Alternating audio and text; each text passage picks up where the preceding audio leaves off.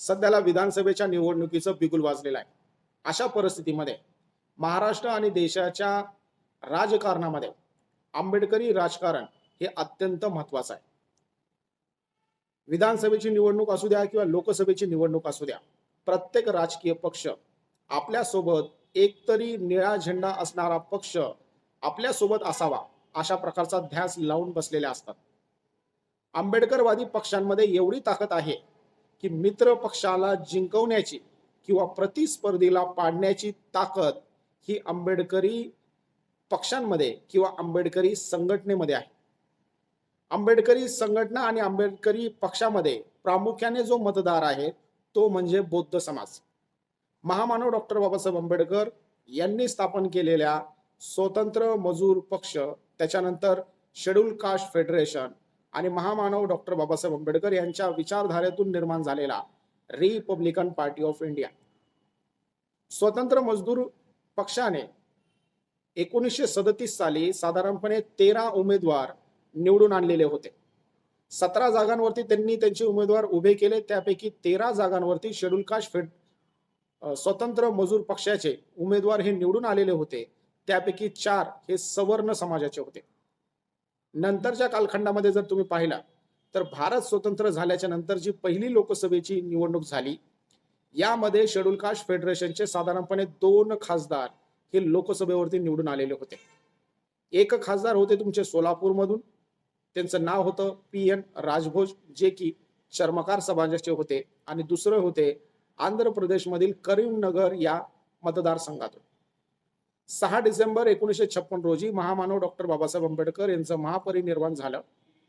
बाबासाहेबांच्या महापरिनिर्वाणाच्या नंतर आंबेडकरी चळवळीतील काही नेत्यांनी रिपब्लिकन पार्टी ऑफ इंडिया नावाचा पक्ष स्थापन केला. रिपब्लिकन पार्टी ऑफ इंडियाच्या माध्यमातून त्यावेळी स्थापन झालेल्या संयुक्त महाराष्ट्र समिती अशा दोघांनी युती केली आणि सगळ्यात अगोदर 1957 आणि 1962 ची लोकसभा आणि विधानसभेची निवडणूक याच आघाडीच्या माध्यमातून लढण्यात आली.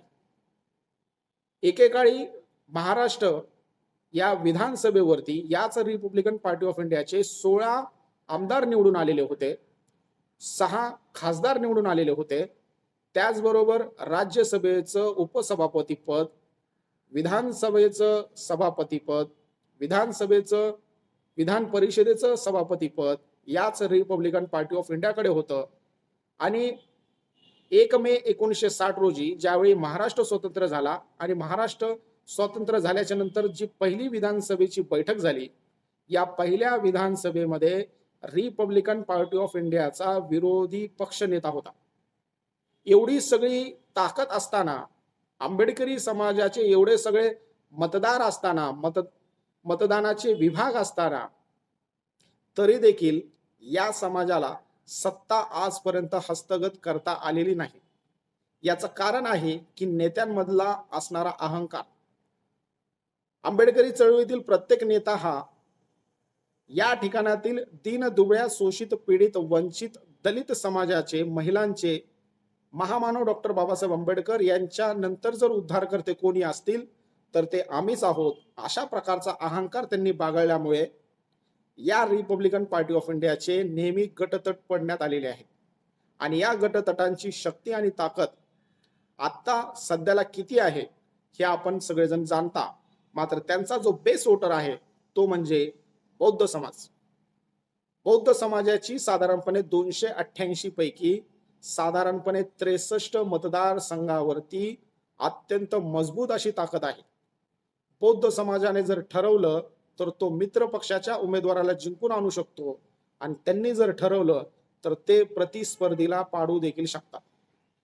अशा परिस्थितीमध्ये मुंबई, ठाणे, कोकण, पश्चिम महाराष्ट्र, विदर्भ, उत्तर महाराष्ट्र या ठिकाणातल्या मतदारसंघांपैकी कोणत्या ठिकाणी बौद्ध समाजाची किती ताकद आहे आणि ते मतदारसंघ नेमके कोणते आहेत यावरती जरा विश्लेषण. साधारणपणे तुम्ही जर पाहिलं तर विदर्भामध्ये साधारणपणे 62 जागा आहेत. विदर्भामध्ये जर तुम्ही पाहिलं तर विदर्भ हा खऱ्या अर्थाने बौद्ध समाजाचा बालेकिल्ला आहे. या ठिकाणी बौद्ध समाजाची साधारणपणे 20 ते 22% एवढी लोकसंख्या आहे आणि विदर्भातील 62 पैकी साधारणपणे 41 विधानसभेच्या जागेंवरती या बौद्ध समाजाची ताकद ही अत्यंत मोठी आहे. मग ते मतदारसंघ कोणते आहेत? तर त्यापैकी पहिला मतदारसंघ आहे दर्यापूर, दक्षिण नागपूर, वाशिम, मंगळूरपीर, कारंजा, वालगाव, बडनेरा, कामठी, उत्तर नागपूर, अड्यार, तिरोदा, चंद्रपूर, सावली, ब्रह्मपुरी, दारवा, अकोट, बोरगाव, मुर्तजापूर, नेवासा, हिंगणघाट, गोंदिया, साकोली, लखनदूर, सिंदखेड राजा, अकोला, पुलगाव, उमरेड, भंडारा, राजुरा, बाळापूर, वर्धा, यवतमाळ, चिखली अशा साधारणपणे 33 मतदारसंघाचं गणित बदलण्याची ताकद ही एकट्या बौद्ध समाजाकडे आहे. त्याच्यानंतर येतो तुमचा मराठवाडा. मराठवाड्यामध्ये जर तुम्ही पाहिलं तर साधारणपणे 46 विधानसभेच्या जागा आहेत आणि या 46 विधानसभेच्या जागांपैकी गंगाखेड, केज, नांदेड, कळंब, हादगाव, हिंगोली, बदलापूर, मुखेड, भोकर, वसमत, कळमनुरी इत्यादी 11 ठिकाणावरती बौद्ध समाजाची ताकद ही साधारणपणे 5 ते 17% एवढ्यापर्यंत आहे. म्हणजे या ठिकाणी जर बौद्ध समाजाने जर ठरवलं तोच उमेदवार हा जिंकून येईल आणि बौद्ध समाजाने जर ठरवलं तर तोच उमेदवार हा पडू देखील शकतो. त्याच्यानंतर तुम्ही जर पश्चिम महाराष्ट्रामध्ये जर आले तर पश्चिम महाराष्ट्रामध्ये मंगळवेढा, कर्जत, पापोडी, सोलापूर, भवानीपेठ, वडगाव या 5 मतदारसंघाचं गणित बदलण्याची ताकद ही बौद्ध समाजाच्या हातामध्ये आहे. पश्चिम महाराष्ट्रामध्ये साधारणपणे विधानसभेच्या जर तुम्ही जागा पाहिल्या तर 75 जागा आहेत आणि या 75 जागांपैकी साधारणपणे 5 जागांचे गणित बदलण्याची क्षमता किंवा ताकद ही बौद्ध समाज एकटा आपल्या हातामध्ये धरून आहे. आता तुम्ही मुंबई, ठाणे यासारख्या भागांचा जर अभ्यास केला तर एकेकाळी मुंबई हा बौद्ध समाजाचा बालेकिल्ला होता.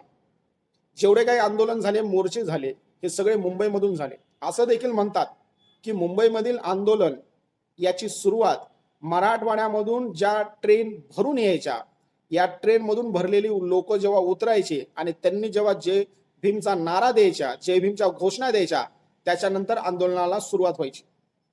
आता सध्याच्या घडीला मुंबईमधील भरपूर सारा बौद्ध समाज हा शिकलेला आहे, शिकून तो पुढे गेलेला आहे. पूर्वीच्या काळी जो झोपडपट्ट्यांमध्ये राहत होता, नंतरच्या काळामध्ये तो 10 बाय 10च्या घरामध्ये आला. मात्र सध्याच्या घडीला म्हणजेच 2000 सालाच्या नंतर हाच मुंबईमधील बौद्ध समाज हळूवार पद्धतीने नवी मुंबई, पनवेल, कर्जतचा पायथा, त्याचप्रमाणे इकडल्या बाजूला जर तुम्ही पाहिलं तर तुमचा भिवंडी, शहापूर आणि कसाराच्या पायथ्यापर्यंत गेलेला आहे. म्हणजे पूर्वीचा जो मुंबईमध्ये बौद्ध समाजाचा जो बालेकिल्ला होता तो हळूवार पद्धतीने दुसऱ्या भागामध्ये शिफ्ट झालेला आहे. काही लोक ही आजही तिथे आहेत, मात्र भरपूर साऱ्या लोकांनी स्थलांतर केलेलं आहे. मुंबईमध्ये जर तुम्ही स्पेशल पाहिलं तर मुंबईमध्ये साधारणपणे मुंबई आणि ठाणे या जिल्ह्यामध्ये 48 विधानसभेच्या जागा येतात. यापैकी चेंबूर, ट्रॉम्बे, शिवडी, नायगाव, भांडूप, गोरेगाव, सांताक्रूज, घाटकोपर, अंबरनाथ अशा 9 जागांवरती बौद्ध समाजाच्या हातामध्ये बलाढ्य अशी मतदानाची ताकद आहे.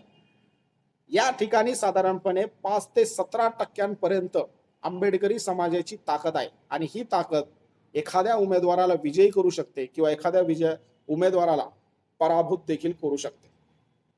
त्याच्यानंतर उत्तर महाराष्ट्रामध्ये जर तुम्ही पाहिलं तर उत्तर महाराष्ट्रामध्ये भुसावळ, चाळीसगाव, देवळली, धुळे, नाशिक या मतदारसंघामध्ये साधारणपणे बौद्ध समाजाची 4 ते 10% एवढी मतदानाची ताकद आहे.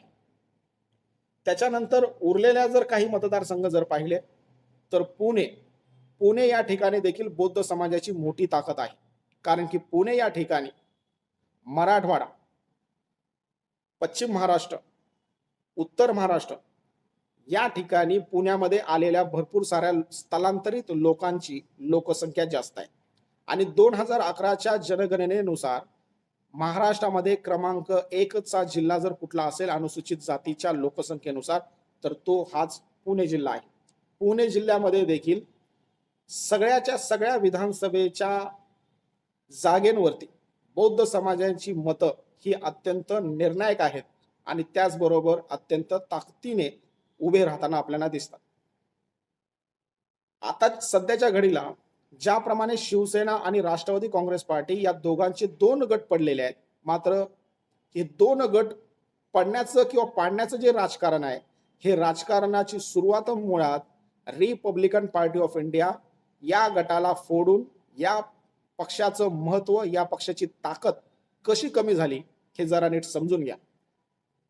1957 साली रिपब्लिकन पार्टी ऑफ इंडिया म्हणजेच आंबेडकरी समाजाची ताकद ही 6 लोकसभेच्या उमेदवार त्यांचे जिंकलेले होते आणि 16 विधानसभेच्या त्यांनी जागा जिंकलेल्या होत्या. आणि महाराष्ट्र जेव्हा स्वतंत्र झाला तेव्हा पहिल्या विधानसभेमध्ये याच रिपब्लिकन पार्टी ऑफ इंडियाचा विरोधी पक्षनेता होता. 1 मे 1960 ला महाराष्ट्र स्वतंत्र झाल्याच्या नंतर यशवंतराव चव्हाण साहेब यांनी रिपब्लिकन पार्टी ऑफ इंडियातील भरपूर सारे नेते हे काँग्रेसमध्ये सामील करून घेतले, किंवा रिपब्लिकन पार्टी ऑफ इंडिया मधील भरपूर साऱ्या नेत्यांचा जो अहंकार होता, बाबासाहेबांनी त्यांच्यानंतर डायरेक्ट आणि थेट मीच दलित, शोषित, पीडित, वंचितांचा कैवारी, या अहंकारामुळे त्यांचे जेवढे काही गट तट पडले, यामुळे आपल्याला ती ताकद दिसून येते. महाराष्ट्राची विधानसभा असू द्या नाहीतर महाराष्ट्राची लोकसभा निवडणूक असू द्या, साधारणपणे आंबेडकरी समाजाची एक गट्टा जर तुम्ही ताकद पाहिली तर ती 1972च्या निवडणुकीमध्ये आपल्याला दिसून आलेली आहे. ती म्हणजे साधारणपणे 12.78% एवढी आंबेडकरी समाजाची एक गठ्ठा वोटिंग 1972 साली पडलेली होती. ती साधारणपणे 12.78%, आणि त्याच्यानंतर सातत्याने ती कमी कमी होताना आपल्याला दिसते. नंतरच्या कालखंडामध्ये आंबेडकरी ऐक्य झालं. आंबेडकरी चळवळीतील नेत्यांचं जरी ऐक्य झालेलं असलं तरी देखील त्यांचा प्रभाव आपल्याला एवढा जाणून दिसत नाही किंवा जाणवलेला आपण पाहत देखील नाही. अपवाद आहे तो म्हणजे 1998चा. 1998ला जेव्हा रिपब्लिकन ऐक्य झालं, याच रिपब्लिकन ऐक्यामधून रामदास आठवले, बाळासाहेब आंबेडकर, जोगेंद्र कवाडे आणि रासू गवई हे 4 रिपब्लिकन पार्टी ऑफ इंडियाचे किंवा दलित समाजाचे किंवा बौद्ध समाजाचे नेते सर्वसाधारण जागेवरतून निवडून आलेले होते. म्हणजेच 4 जागा या लोकांनी लढवल्या आणि 4च्या 4 जागा यांनी जिंकून आणल्या. म्हणजे यांचा स्ट्राईक रेट साधारणपणे 100% एवढा होता. सर्वसाधारण मधून बौद्ध समाजाची लोक निवडून येण्याचा हा पहिलाच प्रकार होता. ना भूतो ना भविष्य 1998ची लोकसभेची निवडणूक ही त्यासाठी एक वेगळी ठरते. सध्याच्या घडीला बौद्ध समाजाकडे साधारणपणे 288 पैकी 63 विधानसभेची समीकरणं किंवा 63 मतदारसंघाचं गणित बदलण्याची ताकद या बौद्ध समाजामध्ये आहे. बौद्ध समाजाने जर ठरवलं तर मित्र पक्षाच्या उमेदवाराला ते जिंकून आणू शकतात किंवा प्रतिपक्षाच्या उमेदवाराला ते पाडू शकतात.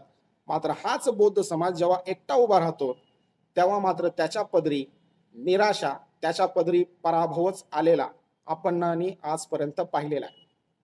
साधारणपणे जर तुम्ही पाहिलं तर मुंबईमधील साधारणपणे 9 जागा या अशा आहेत की ज्या ठिकाणी बौद्ध समाजाचे मतदार यांनी जर एक गट्टा जर वोटिंग केली तर त्या ठिकाणातलं गणित बदलण्यासाठी वेळ लागत नाही.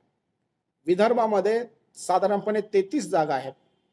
यापैकी नागपूर उत्तरची जागा ही एकट्या बौद्ध समाजाच्या ताकदीवरती जिंकून आणली जाऊ शकते. मराठवाड्यामध्ये साधारणपणे 11 जागा आहेत. पश्चिम महाराष्ट्रामध्ये साधारणपणे 5 जागा आहेत. म्हणजेच 288 पैकी 63 जागांवरचं गणित बदलण्याची ताकद, क्षमता आणि हिम्मत एकट्या बौद्ध समाजामध्ये आहे. मात्र हाच बौद्ध समाज जेव्हा एकटा निवडणुकीला उभा राहतो तेव्हा मात्र त्याच्या पदरी नेहमीच अपयश आणि पराभवच आलेला आहे.